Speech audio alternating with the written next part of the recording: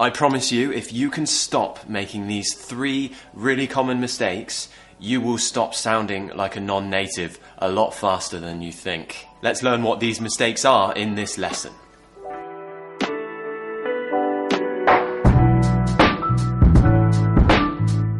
Hi everybody, this is Elliot from ETJ English. Now lots of you might know already that I have had hundreds and hundreds of students, and usually when people join my course and they first start learning with me, they take something called an accent evaluation. This is where I listen to them speaking and I tell them exactly what their problems are. I tell them what needs to be fixed, what sounds good, what sounds bad, and generally just kind of give some advice. Now there are 3 really common mistakes which my students tend to make. 3 really common mistakes which we spend a lot of our time working on throughout the course. And there are more than just 3 really common mistakes, but these 3 are the ones which I would say about 90% at least of my students who have joined my course have problems with. So I want you to see, do you make these mistakes? Maybe you've worked on perfecting them already, but if you do make these mistakes, I'd suggest you start working on them now. Problem number 1 is the most common. This is the issue which almost all of my students have when they join my course. And this problem is the difference between I and E. So we have a short vowel, I, and a long vowel, E. You might notice the difference in my face shape already when I pronounce these 2 sounds. I, E, I, E. The most noticeable difference is the second sound is a long vowel and I smile a little bit more. The reason I'm smiling more is actually because my tongue is going higher in my mouth. So when we raise our tongue higher, the mouth will close more because the jaw comes up. And we create more of a smiling shape to produce an E sound. But when we produce the I sound, this is where my students have a real big problem. I've had students from all over the world having problems with pronouncing words like itch because it sounds like each, or hit because it sounds like heat. And the problem might not be that they're making the vowel long when it's supposed to be short. Sometimes the problem is just the tongue position and the mouth shape. The 2 sounds are very similar. For the long vowel, the tongue is higher, as I said, and for the short vowel, the tongue is just below the top teeth. So it's just near the sharp edge of the top teeth, kind of floating in the mouth, and we don't smile as much. Look at the difference. I, E. You'll notice when you pronounce the E sound that the sides of your tongue should touch the sides of your top teeth. But when you produce the I sound, that doesn't happen.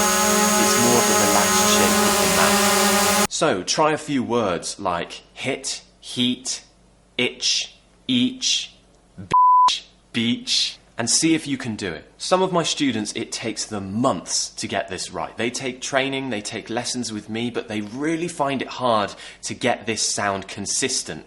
And they might find that sometimes they're pronouncing it right, but not all the time. This is where muscle memory training becomes really important. The next sound which every non-native has a problem with is the TH sound. Well, there's actually 2. There's the voiced TH, th, and the unvoiced TH. Now, to pronounce these 2 sounds, the tongue has to go between the teeth. Like this, right? This. But I have many students who pronounce the word this as dis, think as sink or tink. And it's a real issue because a native pronounces the TH sound correctly with the tongue between the teeth every time. Now there are some parts of the UK where it's more common in the dialect and the accent to say think instead of think. Parts of London have this style of speaking, but it's not recommended for a learner to speak like this. I'd recommend someone who's learning a British accent to pronounce the TH sound with the tongue between the teeth every time. Now remember, when we pronounce the TH sound, if we're talking very fast, there is a technique I taught in a previous lesson, which is that you can just tap the back of your top teeth. Just tap the sharp edge of your top teeth to create a t sound. It's very quick, okay? But it's really useful to do this. when you're talking fast, because sometimes it really is quite difficult to get your tongue between the teeth every single time. But please try and do it when you can, because you will stop sounding like a non-native really fast if you can consistently do this. It's very, very easy to know that someone is a non-native or that their English pronunciation isn't very good, and it's usually with the TH sound that we can tell immediately. And the other, number 3, is quite a broad, a big issue. It's the letter R, when we do and when we don't pronounce it. Now, the R is in words like red, rat, travel, right? But sometimes we don't pronounce it. For example, a word like work, we say work, not work. Now, lots of students, when they first start learning with me, they have a problem where they pronounce the R quite a lot. They'll say work or course or here instead of here. Also, they might say my teacher instead of my teacher. I say teacher, okay, or doctor. Now, we've talked about the schwa a lot on this channel, and that's because it's about 30 to 40% of British English, and it replaces the letter R a lot, particularly at the end of words. Tongue relaxed in the middle of the mouth, and the mouth is very relaxed. It's the easiest sound to make in English. It's just in a word like teacher, doctor. Anytime a word finishes with an American sound or international English sound, which you might have learnt in school, British people pronounce it as But also the R is replaced by lots of different vowel sounds. For example, as I said, work, the R is replaced with an sound. Course, the R is replaced with an sound. Even with a diphthong, such as air, for example, the word share. We don't say share, we say share. We're replacing it with what we call a diphthong. A word like car, we don't pronounce the R at the end. So, vowels replace the letter R a lot, and when my students first join the course, they find it really difficult to know when we do and when we don't. A quick tip is that we actually only pronounce the letter R when there is a vowel sound after it. So a word like travel, yes, we will pronounce the travel.